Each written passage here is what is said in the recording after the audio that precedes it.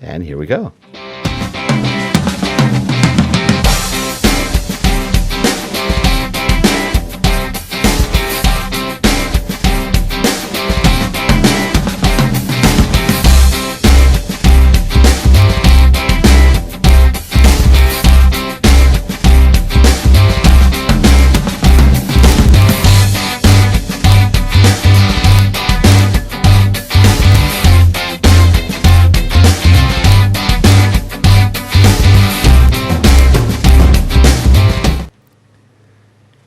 Good morning, good day, wherever you are. We hope you're having a great one out here in sunny Southern California. It's cold. We're about 32 degrees right now. Rick's dressed in his lumberjack. That's right. Yeah, I just found whatever I could quickly. It's like, cold. Cold. I'm Rick Zanatti, and next to me is number one Gina today. We have two Ginas. Yeah. Anyway, this is Gina Schreck. Hey, Gina, how's it going? I'm doing great. See, you can't. 30 degrees here, we would already have our shorts and tank tops on. It's like 6 degrees or something crazy, where humans should not be right now. That's true. That's true. Yeah, but it's dry heat. It's dry cold. Dry cold. Dry cold here in Colorado.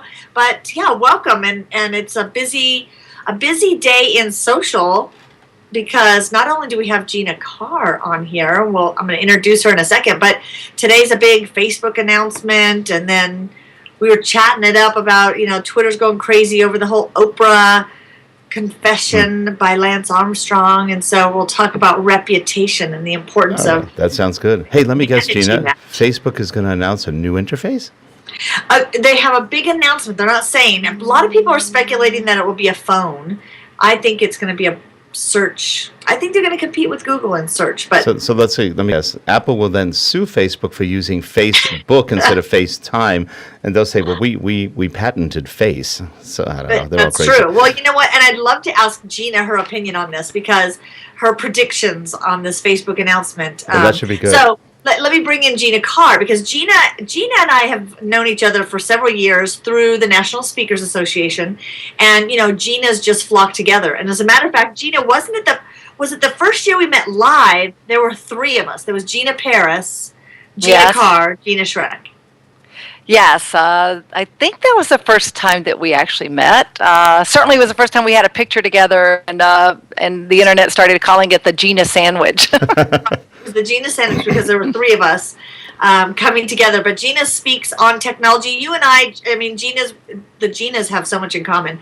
Geeky girls, love technology, in the social media space, helping clients really build their business through social.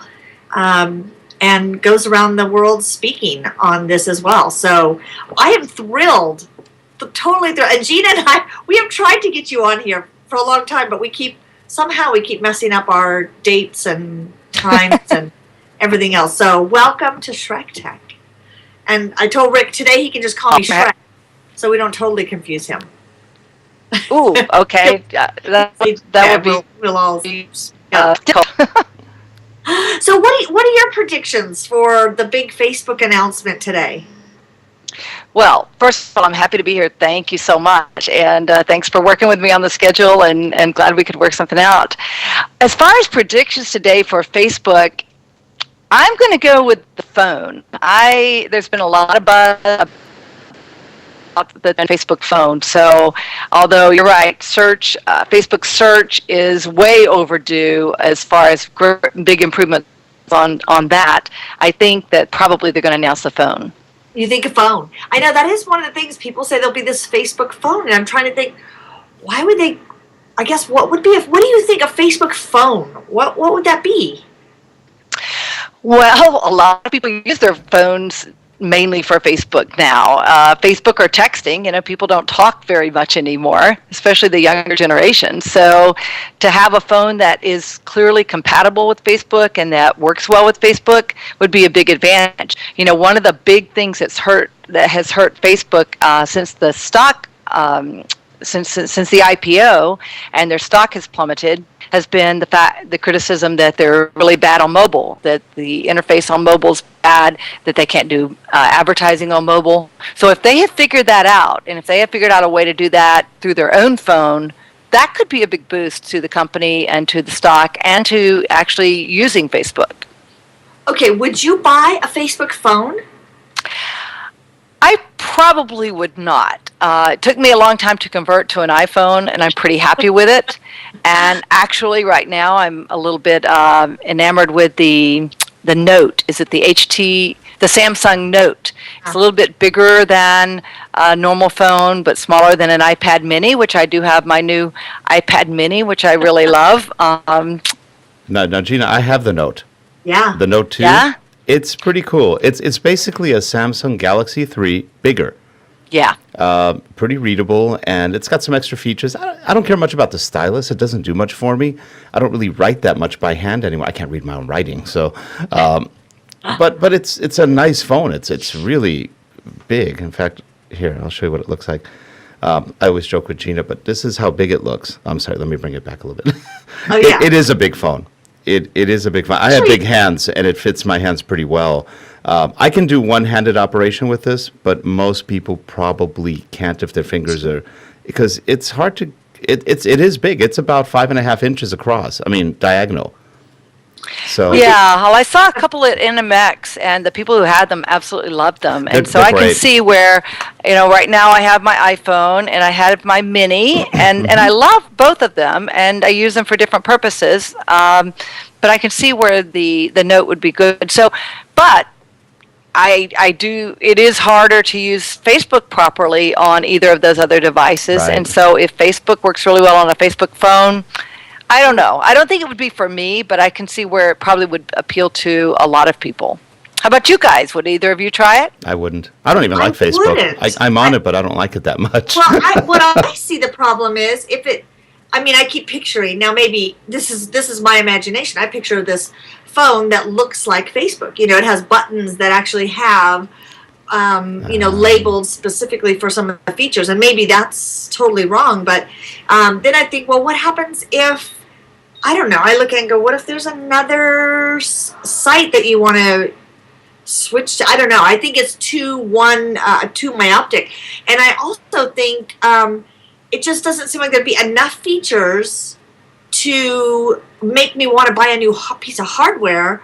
I'd rather see them. Why not put that money into making it make a better mobile platform? I mean, why are they still not providing mobile platform on iPads that really are great? You have to go to the website. But I think that's an interesting prediction. I'm curious in the chat room what everyone predicts. I'm thinking, okay, so they've had this partnership with Bing for a while, that is their main search. It's still, when you do search on Facebook, it's still very weak.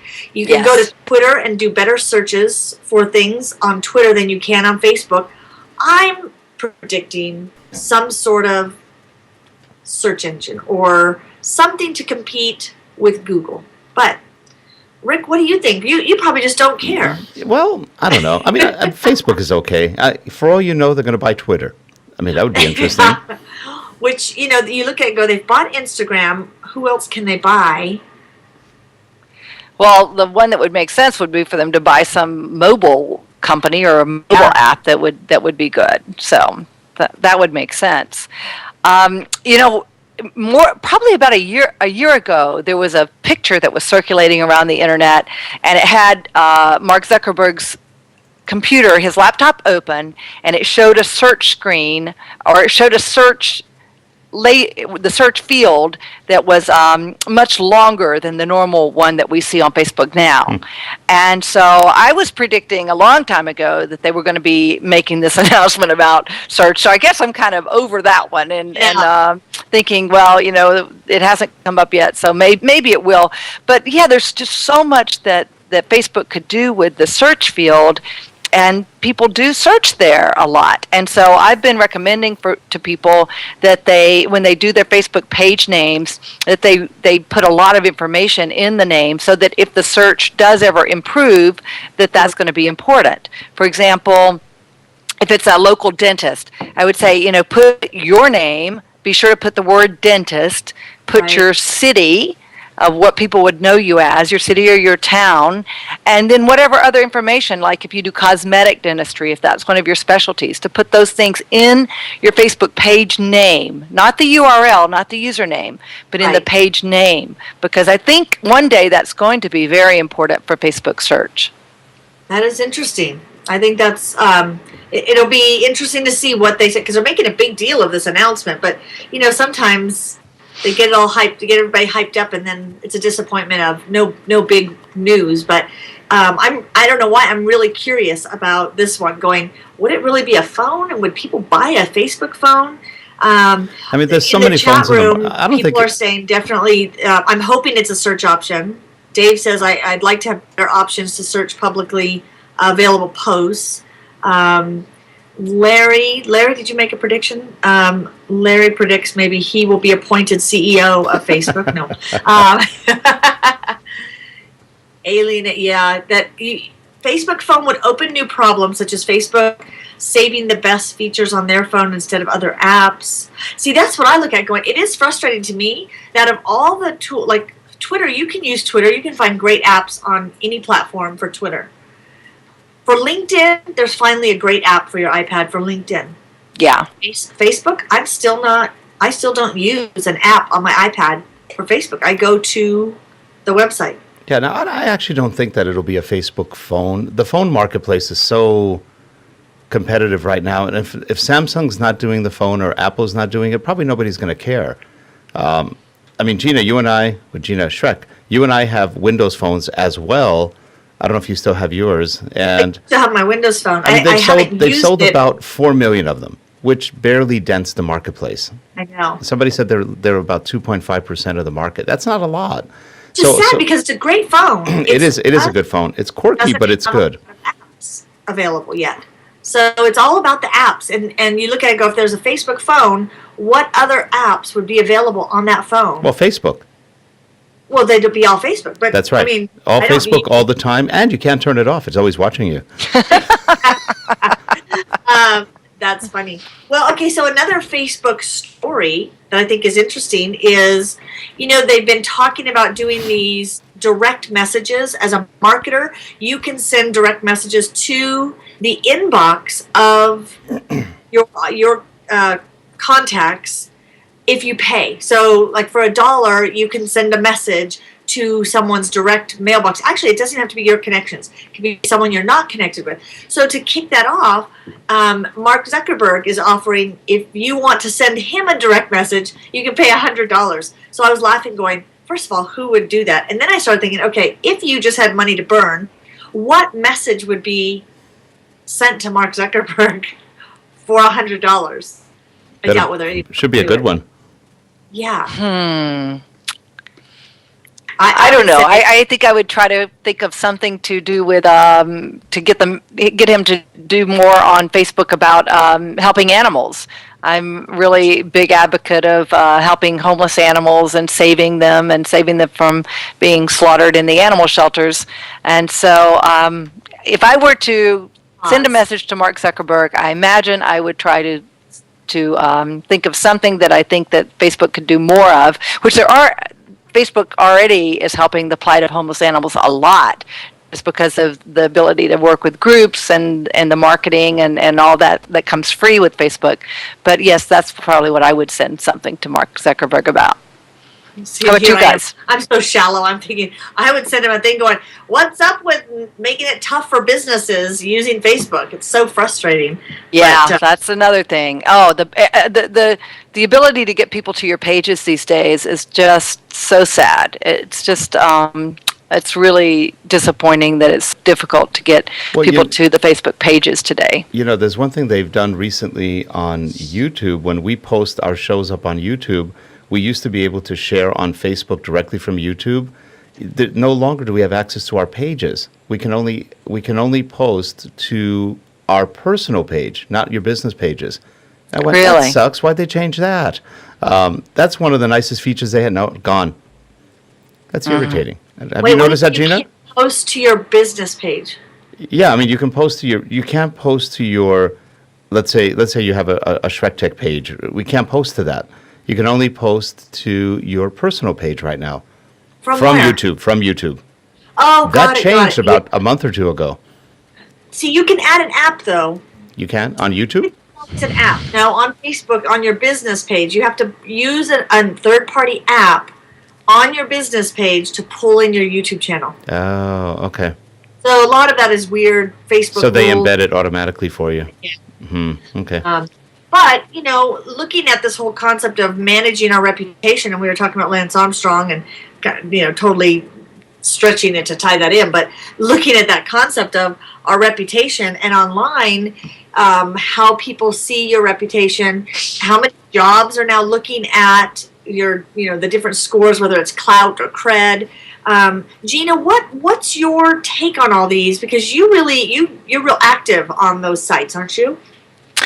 Well, I'm active on those sites. I'm actually writing a book on Klout right now. My partner Terry Brock and I just got a contract with McGraw-Hill, and so we're working on a book about Klout and explaining to people how they can increase their Klout scores and how they can use Klout to build their business. So essentially, Klout measures how effective you are online in social media, and how when you put information out into the world through Facebook, Twitter, LinkedIn, one of those networks, Google Plus is counted also. When you put information out there, is it circulated? Do people share it? Do people comment on it? So a lot of people get hung up in the issue about Klout. They say, oh, it's just an ego thing, and it really doesn't mean anything. But it really is an effective measure of how effective you are at sharing information through the social networks. And to that extent, I use it to judge myself. I use it to measure how we're doing with the clients that we're helping with their marketing. And I do find it to be a very effective tool. Yeah, it is interesting. And how many, obviously, if you're applying for a marketing job, you would want to look at someone's marketing ability and their ability to communicate well with their current community. So you'd look at scores, Klout, and now companies are marketing differently to different Klout scores. So you might get some perks if you have a higher Klout score, because they're hoping that you will help them market their products. I'm always curious when you put a tweet out saying you have an issue with a product or service. Are they looking at, because I know on Hootsuite you can sort by Klout score. So you can say, show me tweets by people who have a Klout score over 50. And I always wonder that, going, surely companies are not responding to customer complaints in different order. But then again, you kind of go, is that a smart thing? If you have somebody who's connected to 1 million people on Twitter, and they're complaining, you have a potential for a huge problem, versus someone who's connected to 100 people on Twitter. Do you prioritize differently? I don't know. I mean, I think those are really interesting ethical marketing issues today. Hey, speaking of ethical marketing issues, somebody asked me the other day what I thought about buying YouTube views. I've never heard of buying YouTube views, but I guess that is a pretty big business. It sounds sort of fake, but... Well, yeah, because they're probably not really watching. So how is it even counting a view if they're not watching it? YouTube terms of service say if bots do it, then you get banned. If they have real people, then they don't care, as long as they're real people. But I don't know how you sell. They claim things like 50,000 views, 100,000 views for $100, $200. I was going, how? That's quite a bit.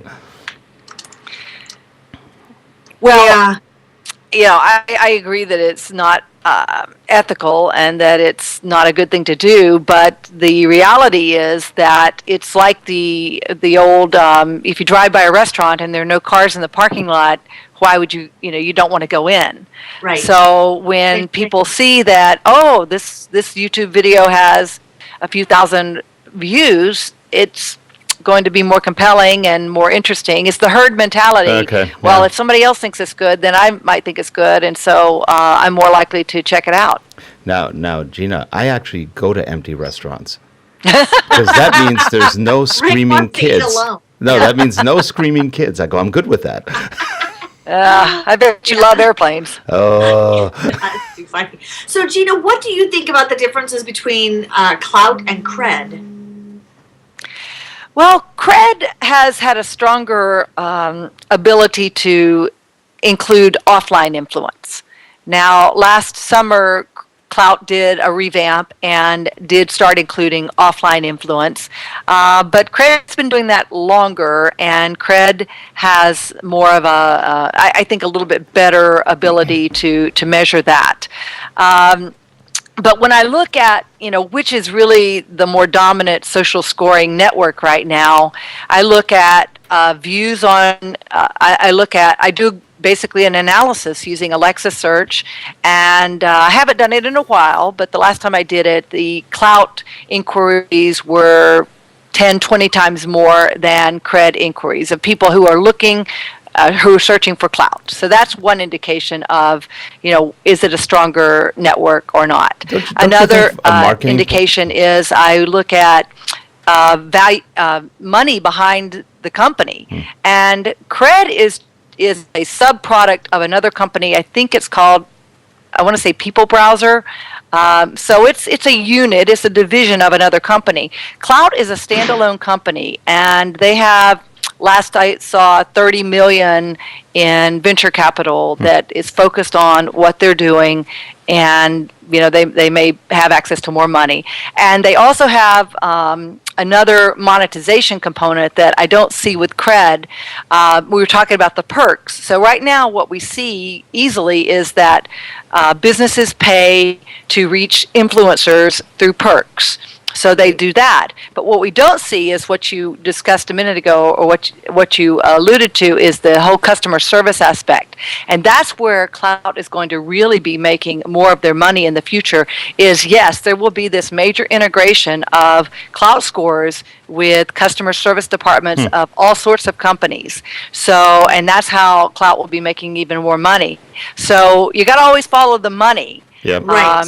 For example, what will happen is, yes, you may call up, and there's just going to be sort of like an app that integrates, and they identify that you are have a high Klout score, and you will be routed to the top of the customer service department. It's already happening. There are companies that are already using it. Yeah. I think the name Cred, it is from a marketing point of view, wasn't a good one. Because the I first thought that thing, from the beginning, going, it sounds like crud. the crud, that's what everybody says. I think that is a bad name. What's your there. crud? It's like, huh? Yeah. So I think they actually had a bad choice on names, because it's so easy to change that one. Klout, you really can't do that much with. It sounds a lot better.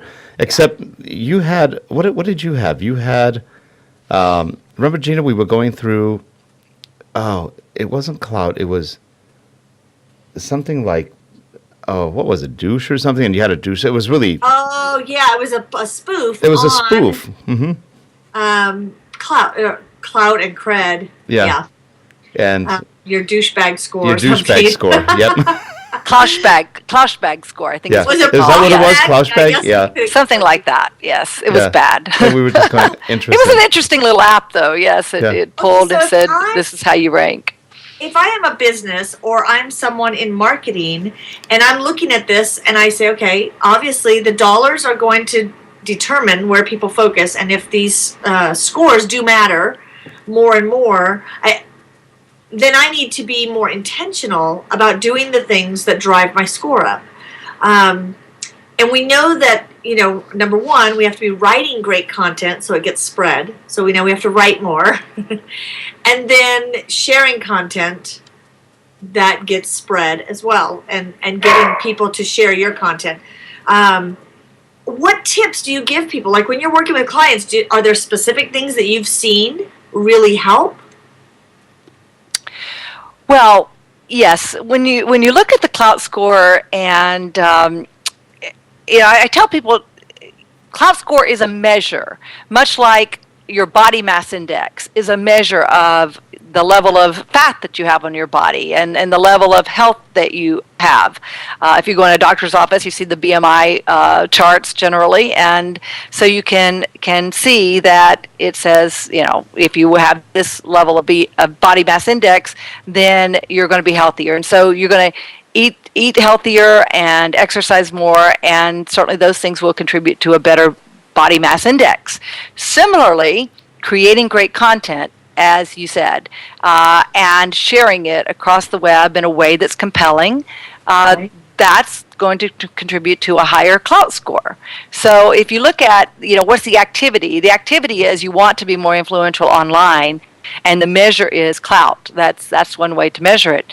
So yes, there are certain ways, and Gina, you're a master of it. You put things out on the on Facebook and Twitter that are very compelling and are very shareable, and you ask questions. So one of the things that you're really great about is you put out interesting pictures and you ask questions, and it just naturally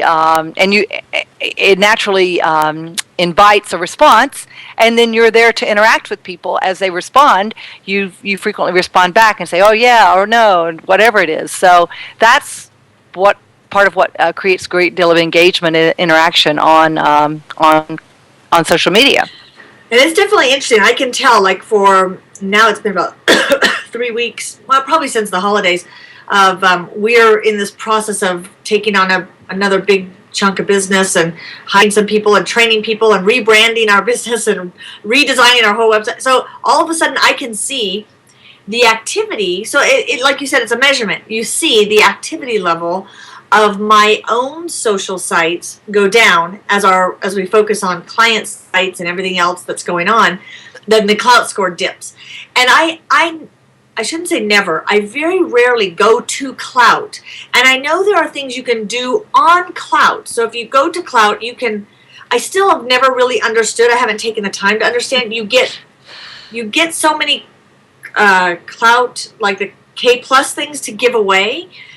I see. I feel totally ignorant when it comes to that because I never have gone and really understood. What do you do? Is it kind of like the endorsements on LinkedIn? You have so many that you can give away?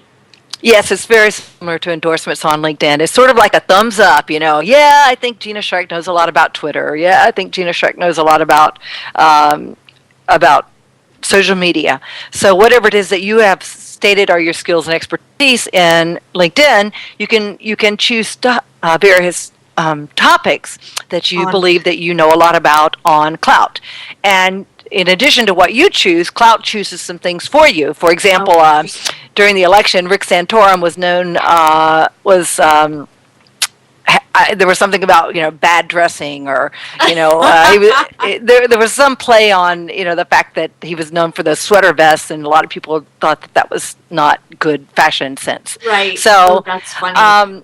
Yeah, so Klout will choose topics for you, and you need to be constantly going. This is one of the reasons that you want to go over to Klout is you want to do what I call clean your Klout closet. So you want to go into your topics, and you want to delete the things that you don't want to be known for. For example, I had posted something. There was a cute little bit about Harley Davidson and fingernails painted like Harley Davidson. I don't remember what it was, but right. It was very cute, and so I shared that as a great marketing tip.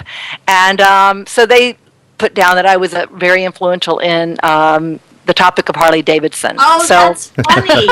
So I didn't want that. So I took that out, and you also can put in topics that you do want to be known for. And right. And then your point about plus Ks. Yes, plus Ks do contribute towards your score now.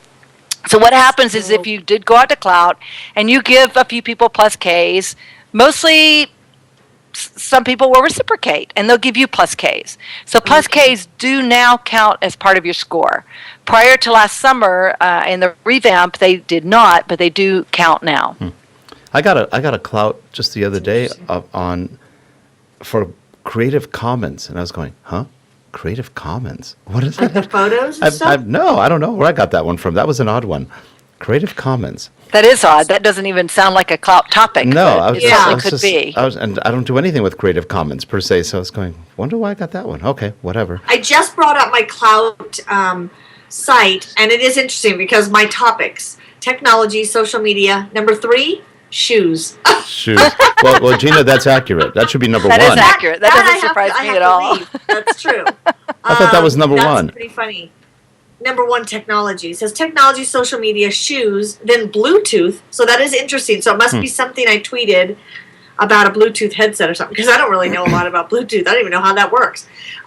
It's magic. That's what I call it. But so that is interesting. But you can then go in and clean up, you're saying, your Although I don't see how I can remove it. I see how I can add a topic.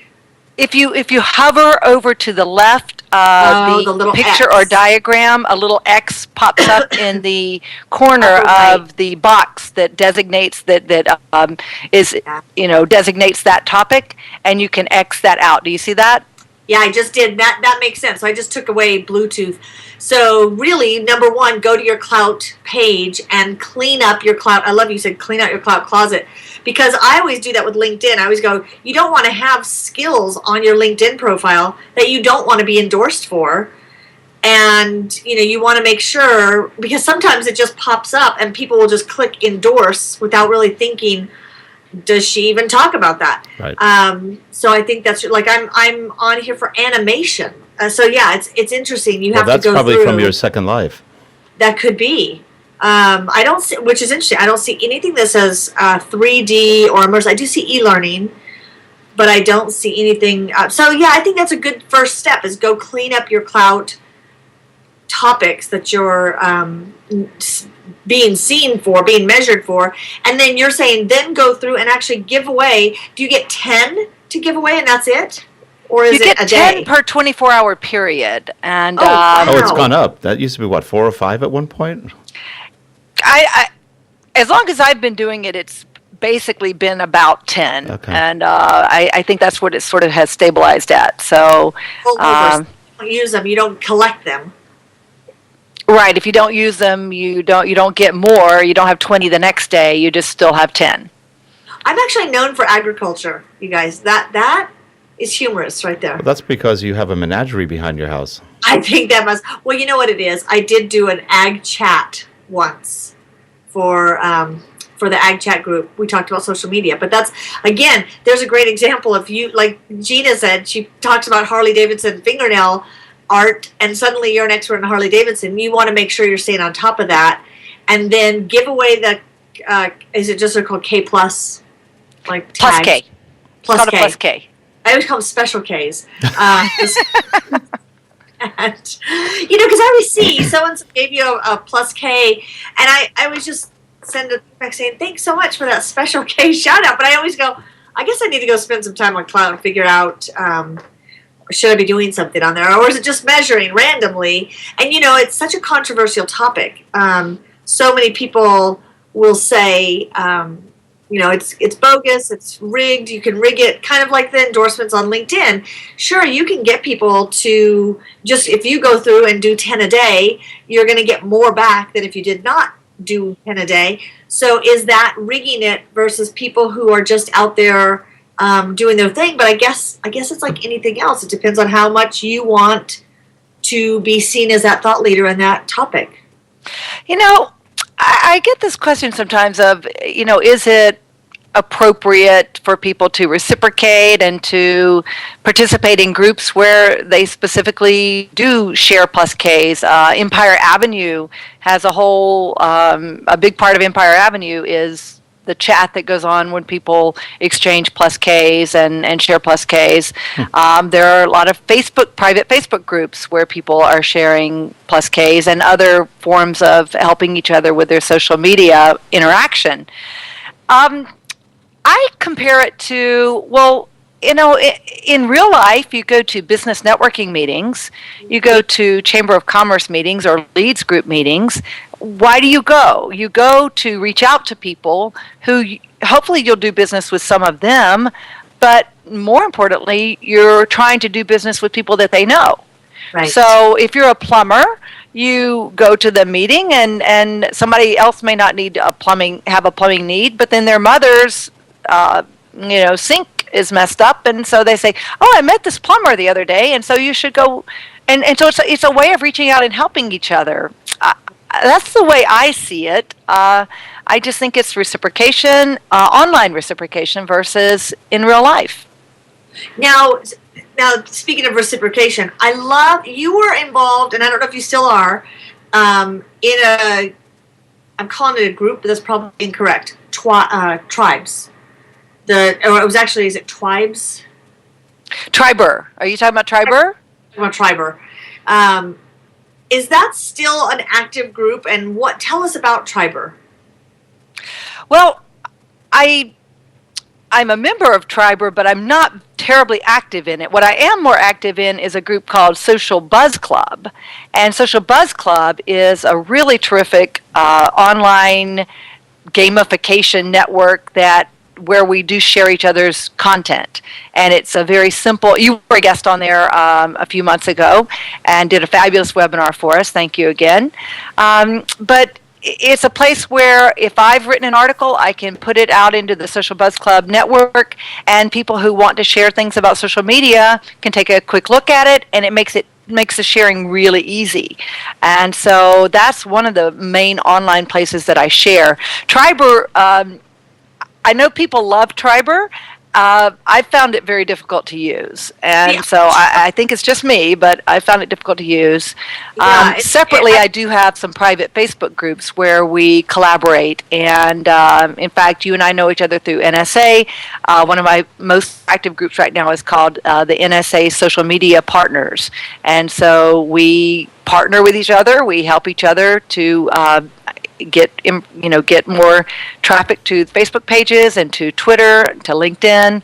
So we enjoy it. We get to know each other better. We do make referrals. It is good for business, and it's good for our social media scores and Klout scores as well. Now, Gina, do you have a special or a favorite social network? For me, my main hub right now and preferred network is Facebook. I know that's not your favorite, but it is my favorite, and that's just because I really can share things there. I love the Facebook groups. I love the interactivity of Facebook groups. Just the functionality of it makes those very vibrant places. I consider them virtual clubhouses. So for the different groups that I want to be involved with, it's basically like a little virtual clubhouse where we can go talk, hang out, stand around the water cooler and have a little chat. Well, both Ginas, actually, today we have not yet said the word Pinterest. Well, let's talk about Pinterest. Now, do you use Pinterest, Gina? I use Pinterest a little bit. I use it a lot for my clients. And so a lot of my clients are authors and speakers. So Pinterest is a great place to share, take quotes from their books, quotes from their blog, from their articles, and we put those out on Pinterest, and then people can share that easily. So since we deal in a world where a lot of people don't read, they like to look at the pictures. They can take the picture and share the little quote that comes from it, and then the quote, of course, leads back to their book to sell or back to their blog. So that's been very effective.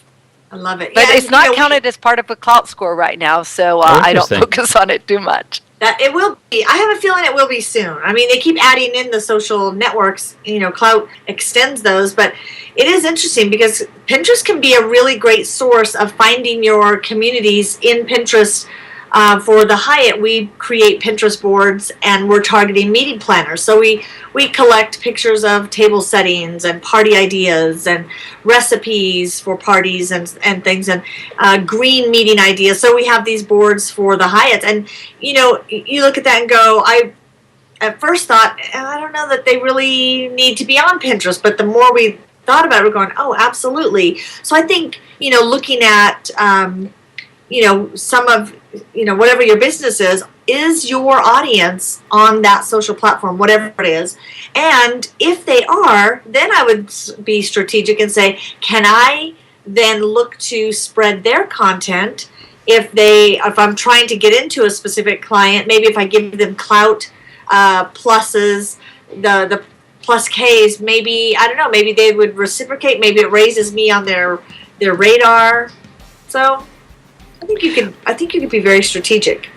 Well, to the extent that you can share your Pinterest pins on Facebook, and they do get a lot of activity, that does help the Klout score. So, yeah, my brain is just programmed. I've been studying it so long now. Everything I do, I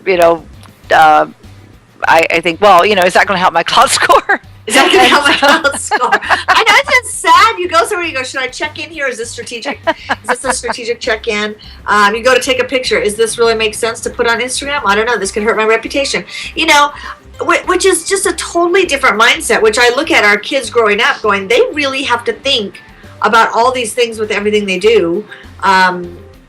which is it's a new world that I think you're right. We have to, we do have to be thinking that way if we want to, if we're smart. And with that, we are at the end of our show. We've been going for about 45 minutes. Boy, we could go on a lot longer. It goes fast. It goes real fast. It flew by. Gina, this was so much fun. Now we threw our predictions out there. We'll have to see what happens on the Facebook announcement, and we'll have to send each other our favorite candy or something. No, don't send me candy. I've started my workout plan this year, like everyone else. Yeah? And how's it going? Good. I hurt my shoulder over Thanksgiving, so I'm committed to getting healthy. Get rid of my cough, start eating healthy again, and just recommitting to being healthy. Well, same here. I had a little cough during our show as well, but I've avoided that flu, so I'm thankful for that. Same here. And I'm thankful for this interview. Thank you guys so much for including me today. It's been a lot of fun, and hopefully we've shared a few bits about Klout and social media in general. Yeah, this was great. I'm going to go clean my Klout closet. Okay. All right, thanks. Thanks for being there, Gina, and both Ginas, actually. We have 2 Ginas today. That's always fun. And we will see you guys next week. If you're watching the show, please subscribe. If you're watching live, hey, thanks for being there. We appreciate it.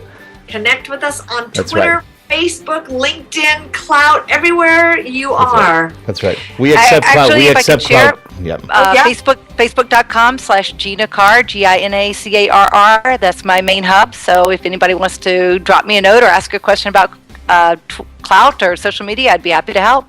I'm putting all of your contact info. I know Rick has been showing your website. Oh, good. Thank you.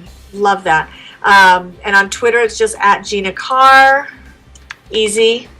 Yes. And there's your website, Gina Carr. Awesome. Okay. Sounds great. Thank you, Gina, Thanks a lot. so much. Bye-bye, everyone. Take care. Thanks, you guys. Bye-bye. Bye.